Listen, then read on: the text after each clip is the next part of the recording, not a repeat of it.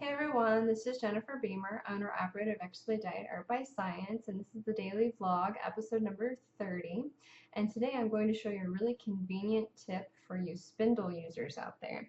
So I have here a drop spindle that I used to make all the time, and it does not have a notch in the back here.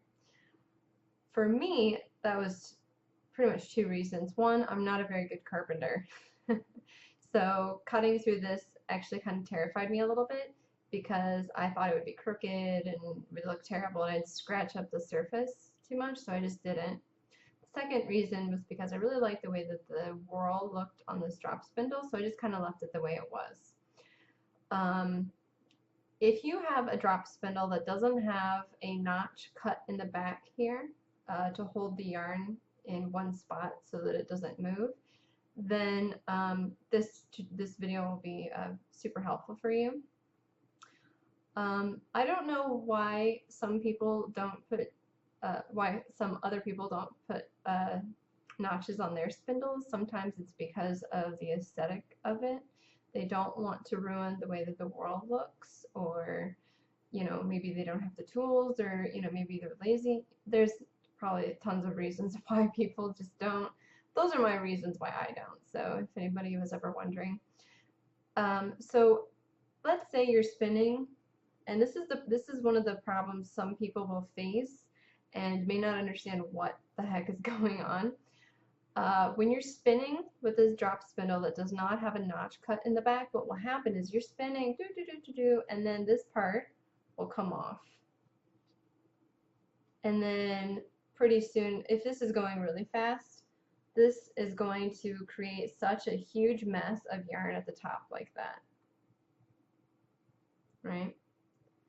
And then you throw it on the ground, and no, I'm kidding, you don't throw it on the ground. You get kind of annoyed, you're like, oh, and then you have to take it apart and put it back together, and maybe the fiber you were spinning got stuck in it somehow, so you have this big lump of ruined fiber. So what I'm going to show you is a way to avoid any kind of headache and just to use a drop spindle that might not have a notch. Some people are really terrified of, or not terrified, they're just wary of using a drop spindle that doesn't have a notch cut in the back. So, and they don't want to cut their own, so they don't really know how to use it, and they may not buy this drop spindle.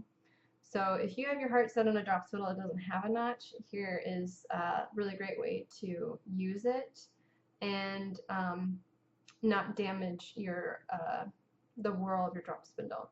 So what we're going to do is the yarn is going to come up to the top hook and back down. If you're just starting out with like new fiber or something like this, you're probably going to want to spin about 18 or 36 inches just to get this started, and then after that it will be sort of like a snail's pace getting the next length started, but after that this will be very quick to do. So what you want to do is go up to the hook and then back down, and then I usually just hold this here with my finger, and then I'm going to go around once at the bottom and then back up to the top where the hook is. So you've actually got what is essentially 3 pieces of yarn here. Let's see if I can separate it for you. So you essentially have 3 pieces of yarn here, and the 2 pieces are going to keep the yarn from slipping. So when you put this on here, you want to have it on the way opposite, or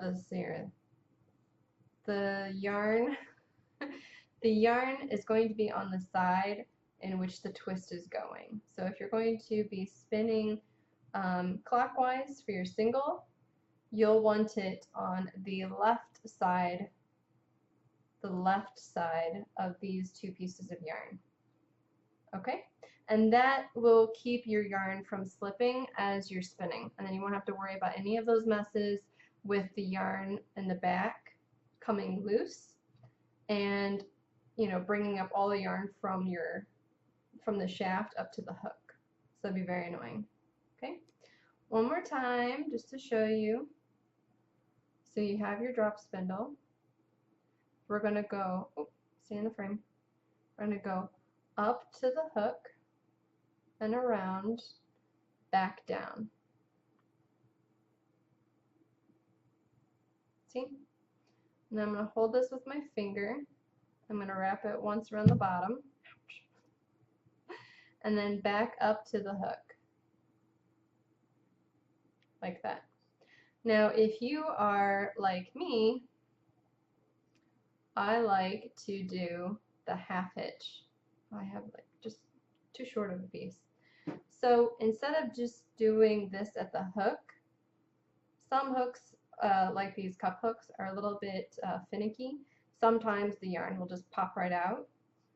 With this method of winding the yarn back here, it's not going to pop out as easily, but if you want to, you can still do your half hitch. So you'll hold the yarn, oh man, so you'll hold the yarn here with your thumb, once around, and this back part, you're going to stick the hook, you're going to stick the hook through the loop and pull it tight.